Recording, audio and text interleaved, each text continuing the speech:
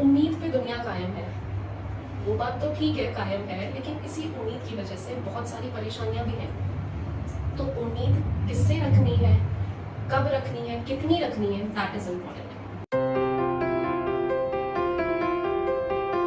हाय, मेरा नाम है यशी और आज इस वीडियो के अंदर हम एक्सपेक्टेशंस के बारे में बात करने जा रहे हैं।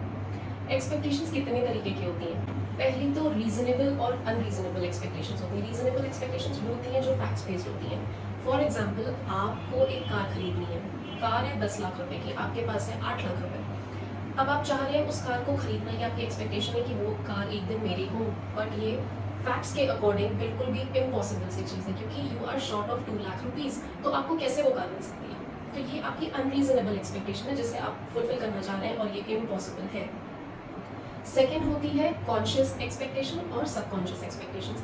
तो कुछ एक्सपेक्टेशन ऐसी होती हैं जो हमारे दिमाग में हमें क्लियर नहीं होती, सबकॉन्शियसली हम कहीं कहीं एक्सपेक्ट कर रहे होते हैं, उम्मीद किसी से लगा रहे होते हैं, लेकिन वो हमें एकदम कॉन्शियसली नहीं पता होती कि हम ऐसा चाह रहे हैं। तो इसकी वजह से क्या होता है कि कभी कभी हमारे कुछ नेगेटिव इमोशंस जग जाते हैं। हमें ऐसा लगता है कि अंदर ही अंदर हमें उम्मीद तो है, लेकिन हमें पता नहीं है कि हम ऐसी उम्मीद कर बैठे हैं। तो इस वजह से आपको कभी कभी नेगेटिव फीलिंग्स आ सकती हैं। तो कॉन्शियसली अवेयर होना है हमें कि हमारी ये एक्सपेक्टेशन है दूसरे से, इसलिए अवेयरनेस बहुत इंपॉर्टेंट है। थर्ड है स्टेटेड और अनस्टेटेड एक्सपेक्टेशंस।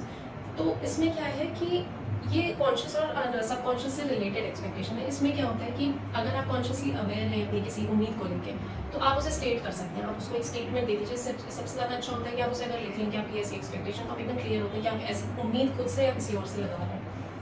अब जब आपको ये पता होता है, तो आपको अगर कोई ऊंचा नीचा आपके साथ कुछ पॉजिटिव नेगेटिव होता भी है, तो आपको सरप्राइज नहीं होता, आपको ऐसा शॉक नहीं लगता। अब बात करेंगे 7 ऐसी एक्सपेक्टेशंस के बारे में जो generally we as human beings हम उम्मीद लगाते हैं खुद से और दूसरों से। Number 1, life should be fair. It is not at all. और पता है क्या होता है? Bad things happen to good people all the time for no reason, and that's how life is. आप कुछ नहीं कर सकते। Instead आप क्या कर सकते हैं? Learn to cope with circumstances. जो भी life throws at you, you should learn how to cope with those things and live with it. Number 2, everybody should like me. ये तो हम सब सोचते हैं ना कि ये हमें पसंद नहीं कर रहा, ये इसे हमें पसंद करना चाहिए, हम सबको अच्छे तो लगते होंगे ना। ऐसा कैसे हो सकता है? आप एक बात बताइए, डू यू लाइक एवरीबडी? क्या सब आपको पसंद आते हैं? ऐसा नहीं होता ना, बहुत सारे लोग हैं जो आपको भी नहीं पसंद आते। तो आप ऐसा कैसे एक्सपेक्ट कर सकते हैं कि आप सबको पसंद आ रहे होंगे? इंस्टेड इसके लिए हमें क्या करना है? काम ऐसे करो जिसमें इंटेंट आपका प्योर हो। जब इंटेंट प्योर होता है तो आपको दूसरों का ट्रस्ट भी मिलता है, दूसरों की रिस्पेक्ट भी मिलती है। So that is one thing that you should aim for. Number 3, people should agree with me all the time. Not possible, not gonna happen. क्योंकि जब आप बहुत ज़्यादा जब एक्सपेक्ट कर रहे होगे ना, तभी तो वो और नहीं करेंगे आपके साथ अग्री। फिर आपको हर्ट होगा, आप बहुत ही गुस्से में आओगे, एंगर होगा आपको बहुत ज़्यादा। तो करना क्या है कि अगर आपको लगता है कि आपका कोई डिसीजन सही है, आप सही कर रहे हो, पूरा कन्विक्शन है आपको उस चीज़ के लिए, तो please go ahead with that. और अगर आपको सक्सेस मिलता है आगे जाके, तो people will any how any way agree with you. Number 4, people should all the time understand what I am saying. ये बहुत ही बुरा एक्सपेक्टेशन है। Personally what I feel is that you shouldn't से टू मच। बहुत ज़्यादा बोलने की क्या ज़रूरत है? किसी ने पूछा है आपसे? अगर पूछा है तो ठीक है, अगर नहीं पूछा तो अनवांटेड नहीं बोलना चाहिए बिल्कुल भी। Instead you can be a genuine listener. अगर आप किसी को बहुत अच्छा सुनते हैं तो उससे उनका ट्रस्ट आपके ऊपर बढ़ता है। They feel comfortable talking to you, और ऐसा करने से फिर वो आपको सुनेंगे भी, तब आप जो बोलेंगे उसकी वैल्यू होगी। Number 5 is I must always do well. Always is important. ऐसा नहीं हो सकता। हम ऐसा सोचते हैं ना कि जो हमने अपने लिए गोल सेट कर रखे हैं वो अगर अचीव नहीं हो पा रहे हैं तो we are not good enough. हमारी सेल्फ एस्टीम लो हो जाती है, हेट्रेड हो जाता है खुद के लिए। लेकिन ऐसा नहीं हो सकता। ऐसा हमेशा पॉसिबल नहीं है कि आप हमेशा हर चीज़ में बहुत अच्छा करेंगे, नहीं हो सकता। For me personally, if somebody is having a pure good intent, अगर आपकी नीयत अच्छी है, तो you are desirable, you have achieved in my opinion everything. Number 6 is things will make me happy.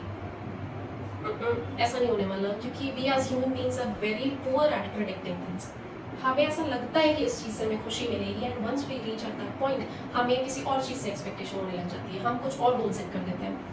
So human beings are very poor at predicting things. हमें अपने लिए milestones no doubt set करने चाहिए, बट उससे अपनी happiness को attach कर लेना is not a good thing. Instead again we should learn to adapt with circumstances. जैसे जैसे चीज़ें लाइफ में हमारी होती जाएंगी, हम उससे अडाप्ट करते जाएंगे, हमें पता भी नहीं चलेगा कि उन चीज़ों से हमें खुशियाँ मिल रही हैं, because it's the little things that matter in life, not those big things and specially not those materialistic things. Number 7 is the most important, I believe, and that is I can change anybody. Excuse me. No, you can't. The only self that you can change is your own self. And that too, my dear friend, takes a tremendous amount of effort. खुद सोच के देखो, कोई तुम्हें अपनी habit change करनी है, कितना टाइम लगता है, कितना खुद को पुश करना पड़ता है, मेंटली फिजिकली सारा रूटीन चेंज करना पड़ता है। वो पाता है इजीली पॉसिबल नहीं। So how can you think about changing anybody else? तुम कर क्या सकते हैं? Awareness is very important, self awareness specially. Awareness about others, that too to an extent is possible, but not too much, because you can again control only yourself, your thoughts. So self awareness in my opinion is very important. जब आपको पता रहेगा ना अपनी capabilities के बारे में, mental capabilities, physical capabilities, financial capabilities and also resources available to you, जब आपको ये चीज़ें पता होंगी तो आपकी expectations बहुत ही realistic होंगी। आप unnecessarily किसी से expectation नहीं लगाओगे, खुद से expectation नहीं रखोगे। Number 2, एक्सेप्टेंस होना बहुत इंपॉर्टेंट है। खुद को समझो, खुद को जानो। कॉलेज टाइम पे एक एक्सरसाइज करवाते थे हमारे प्रोफेसर्स, जिससे हम कहते थे स्वॉट analysis, strength, weakness, opportunities and threat. एक पेपर होता था, उसे 4 कॉलम्स में 4 पार्ट्स में डिवाइड करना होता था हमें, और उसके हर पार्ट में ये चीज़ें हमें अपनी खुद से लिखनी होती थी। स्ट्रेंथ्स एंजॉय करना, अपॉर्चुनिटीज एंजॉय करना, थ्रेट्स के लिए थोड़ा सा केयरफुल हो जाना, और वीकनेसेस को my dear friend please accept करना अपनी वीकनेसेस, उससे you grow stronger. Number 3 is gratitude. Gratitude, gratitude, gratitude. I cannot say this word enough, because my dear friend, you do not know the power of this word and of performing this. क्योंकि आपको नहीं पता, जब अगर आपने ये practice नहीं किया है तो, कि जब आपका दिन खत्म होता है और या फिर जब आप अपने दिन की शुरुआत कर रहे होते हैं, तब when you thank God, the ultimate intelligence, when you thank Him, तब आपको जो एक पावर फील होता है ना, आप थैंक यू करते हो गॉड को कि आपके पास क्या क्या है जो और के पास नहीं है। आपके पास अच्छा खाना है खाने को, अच्छा घर है रहने को, आप कंफर्टेबली अपने घर में रहते हो, आपके पास इतने अच्छे पेरेंट्स हैं जो आपको प्रोटेक्ट करके रखते हैं। तो उस हर चीज़ के लिए ग्रैटिट्यूड होना चाहिए, क्योंकि हमेशा little things, again I am saying, is what matters, not all those big things. Yes they do matter, but they are not as big as those little things. तो चलो एक्सेप्ट करते हैं, उम्मीद दूसरों से थोड़ी कम लगाते हैं, खुद से थोड़ी ज़्यादा लगाते हैं, और let's see what life has in store for us. चीज़ें कैसे अनफोल्ड होती हैं, कुछ सरप्राइज एलिमेंट्स भी होने चाहिए लाइफ में। सारी चीज़ें खुद ही कैलकुलेट करके बैठोगे तो कैसे मज़ा आएगा, है ना? I will see you next time, bye.